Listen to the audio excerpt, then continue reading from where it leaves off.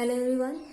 सो ये है physics reflection of light का लेक्चर नंबर 4, जिसमें आज हम कवर करने वाले हैं दो टॉपिक्स। पहला ये है कि समतल दर्पण द्वारा प्रतिबिंब का बनना यानी formation of image by a plane mirror, मतलब कि किस तरीके से समतल दर्पण का उपयोग करके हम किसी भी ऑब्जेक्ट का इमेज बना सकते हैं।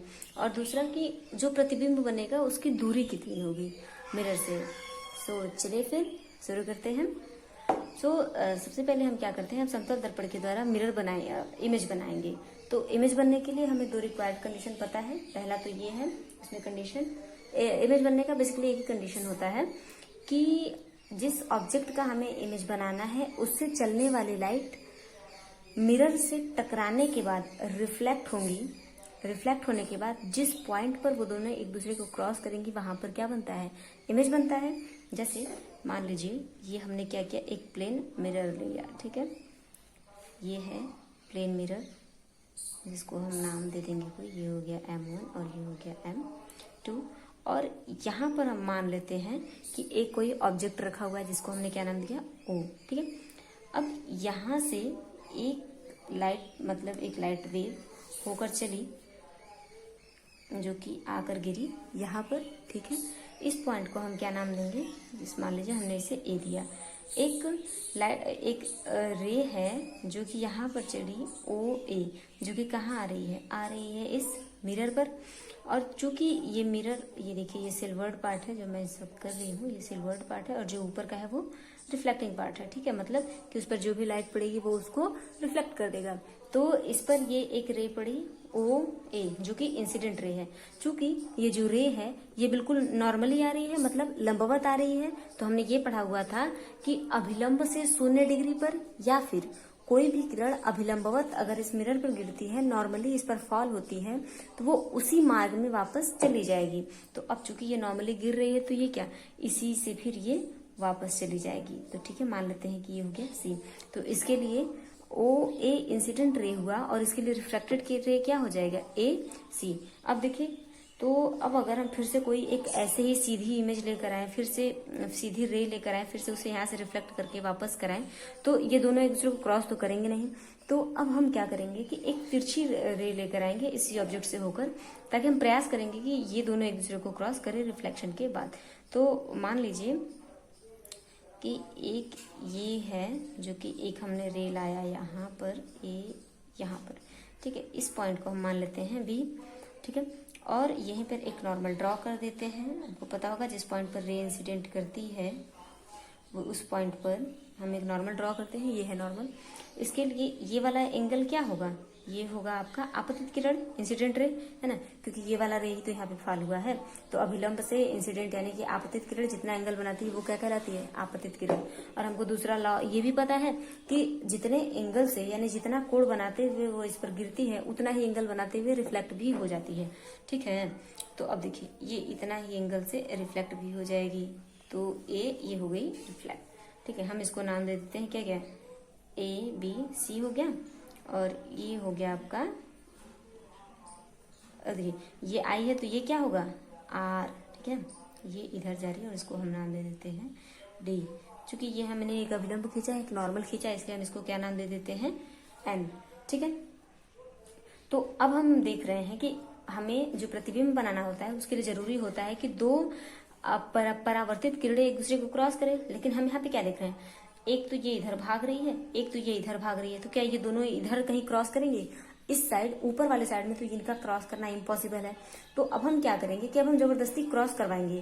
देखिए वो क्रॉस नहीं कर रही है लेकिन हम उनको क्या करेंगे, पीछे बढ़ाकर एक दूसरे से क्रॉस करवाएंगे, ठीक है। तो चलिए हम इसको बढ़ाते हैं, इसको हम ब्लैक पेन से, ताकि विजिबल हो ये, ठीक है। तो ये देखिए इसको हम ये ऐसे ला रहे हैं पीछे, और ये थोड़ा तिरछा हो गया, खैर कोई बात नहीं, एडजस्ट करना आप लोग। देखो ये ठीक है, इन्होंने यहाँ पर एक दूसरे को क्रॉस किया, हम इसे नाम दे देते हैं I। तो अब हम देख रहे हैं कि इस रिफ्लेक्ट होने के बाद ओरिजिनली इन दोनों ने, मतलब जो रिफ्लेक्टर रेज हैं उन्होंने एक दूसरे को क्रॉस नहीं किया, लेकिन हमने ऐसा मान लिया कि ये एक दूसरे को क्रॉस कर रही हैं। तो जब हम प्रतिबिंब पढ़ रहे थे तो उसमें हमने दो टाइप का प्रतिबिंब पढ़ा था, एक पढ़ा था रियल इमेज और एक पढ़ा था क्या, आभासी प्रतिबिंब। आभासी में हमने पढ़ा था कि हमें ऐसा प्रतीत होगा कि वो दोनों किरणें, जो परावर्तित किरणें हैं, वो एक दूसरे को क्रॉस कर रही हैं या किसी पॉइंट से आती हुई प्रतीत हो रही हैं। तो यहाँ पे भी आप देखिए, यहाँ पे डायरेक्टली इन दोनों ने एक दूसरे को क्रॉस नहीं किया, लेकिन हमने ऐसा मान लिया, इनको पीछे बढ़ाया और हमने मान लिया कि ये यहाँ पे एक दूसरे को क्रॉस कर रही है, मतलब ये यहाँ से आती हुई प्रतीत होंगी हमें। तो यहाँ से हम कह सकते हैं कि इमेज कैसा बनेगा, इमेज हमें कैसा बनेगा, ये बनेगा आभासी, ठीक है, ये बनेगा आभासी प्रतिबिंब। पहला तो ये हो गया कि आभासी प्रतिबिंब बनेगा। क्यों आभासी बनेगा? क्योंकि हमने यहाँ पे देखा कि जो लाइट रे रिफ्लेक्ट हो रही हैं वो एक दूसरे को क्रॉस नहीं कर रही हैं, लेकिन हम उनको पीछे बढ़ाकर क्रॉस करवा रहे हैं, मतलब कि हम ऐसा मान ले रहे हैं कि ये मिरर के पीछे एक दूसरे को क्रॉस कर रही हैं। तो हमें पता है कि जब ऐसा हमें प्रतीत हो या फिर हम ऐसा जबरदस्ती मान लें कि दोनों एक दूसरे को क्रॉस कर रही हैं, तब वहां पे क्या बनता है, कैसा इमेज बनता है, वहां पे आभासी प्रतिबिंब बनता है। ठीक है, अब देखिए दूसरा है कि मिरर से प्रतिबिंब की दूरी क्या होगी। तो मिरर से प्रतिबिंब की दूरी ज्ञात करने के लिए अब देखिए, ये तो है मिरर, ठीक है, प्रतिबिंब कहाँ है, यहाँ, यानी कि हमें कौन सा डिस्टेंस लगाना है पता है, ये AI। अब हमें ये डिस्टेंस पता लगाना है, लेकिन हमारे पास कोई भी न्यूमेरिक वैल्यू नहीं है। न्यूमेरिक वैल्यू का मतलब कि गिनती वाला नंबर हमारे पास कुछ भी नहीं है कि हम कहीं से जोड़ घटा के कुछ भी कर ले। लेकिन हाँ, अब आपके पास सिर्फ दो ही चीज है। यहाँ पे आपको दो ट्रायंगल दिख रहा है, दो त्रिभुज दिख रहा है, एक त्रिभुज ये दिख रहा है और एक त्रिभुज ये दिख रहा है। तो किसी भी तरीके से कुछ भी सामदान दंड भेद कुछ भी लगाकर अगर हम इसमें और इसमें रिलेशन निकाल लें तो हम ये वाला डिस्टेंस निकाल लेंगे, है ना। इतना है, क्योंकि हमारे पास कोई न्यूमेरिक वैल्यू नहीं है तो इसके अलावा हमारे पास कुछ है ही नहीं। और त्रिभुज दिख रहा है तो त्रिभुज में भी हमारे पास कोई न्यूमेरिक वैल्यू नहीं है। ठीक है, तो अब यहाँ पर हमारे पास सिर्फ एक ही फॉर्मूला बचता है। एक आपने थियरी पढ़ा होगा सर्वांग समता, आपने पढ़ा होगा सर्वांग समता थियरी। अब मैं आपको थोड़ा सा बता देती हूँ सर्वांग क्षमता। ठीक है, ये बेसिकली किसके लिए यूज होता है, ये त्रिभुज के लिए यूज होता है। इसमें हम किसी दो त्रिभुज को तीन तरीके से सर्वांगसम सिद्ध कर सकते हैं।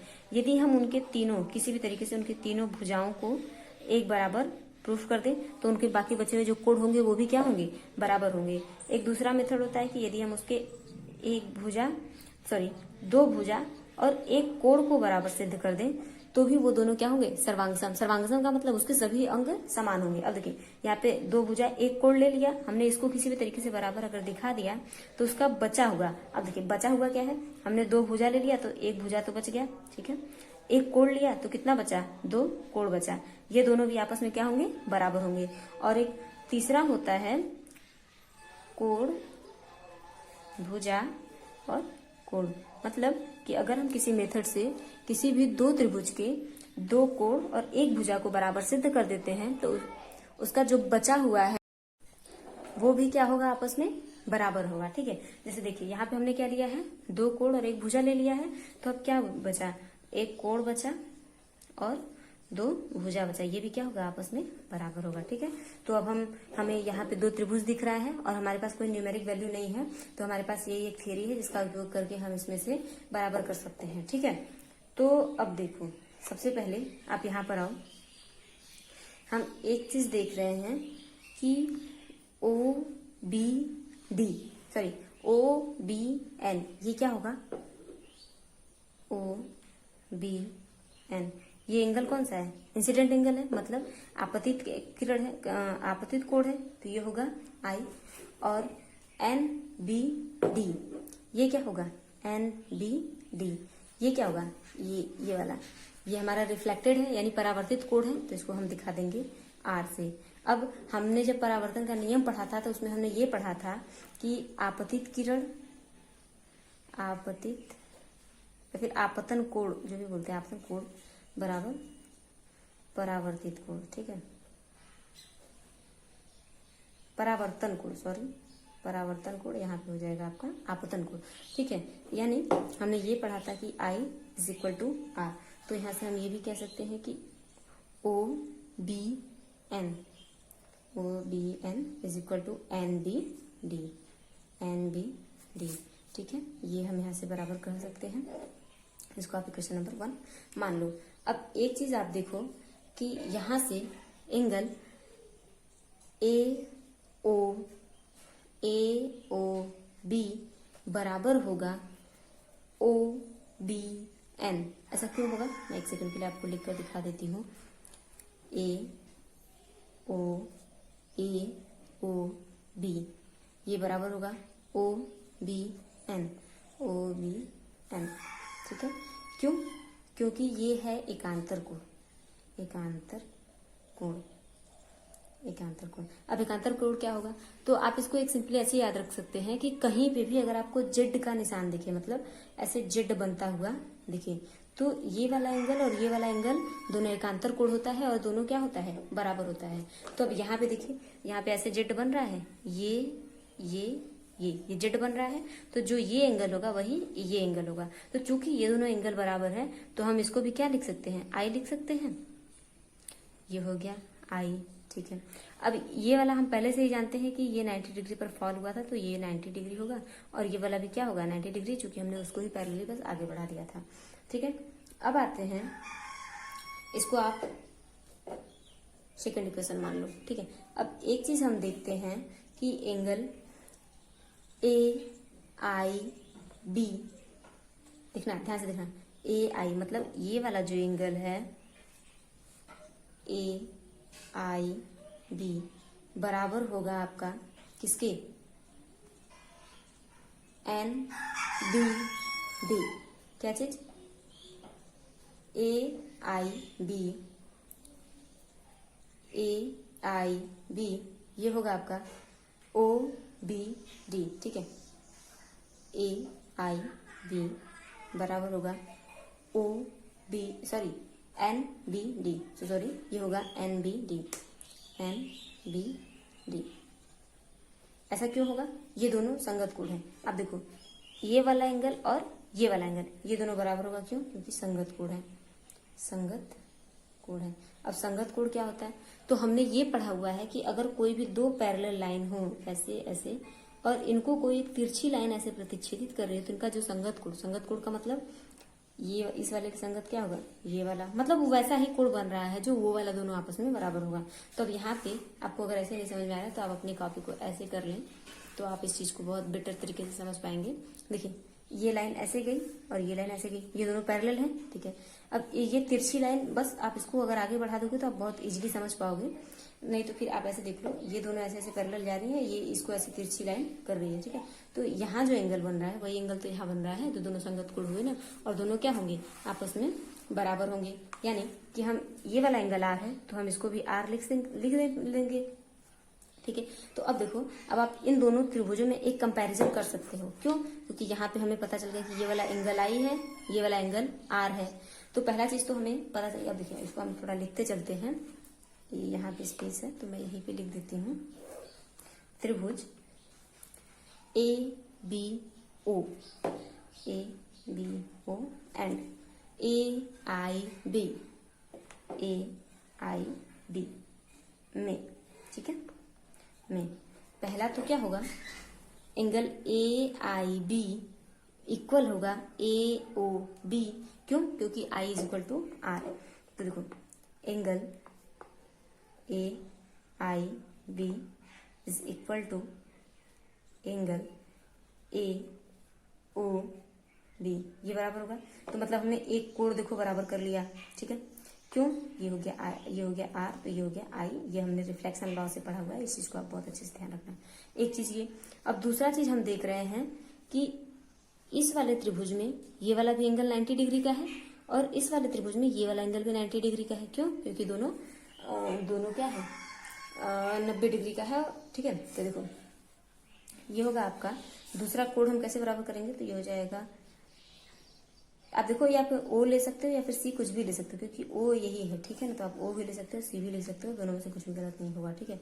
सी A B is equal to I A B, ये दोनों बराबर हुए, क्यों, क्योंकि ये दोनों हैं 90 डिग्री के, ठीक है।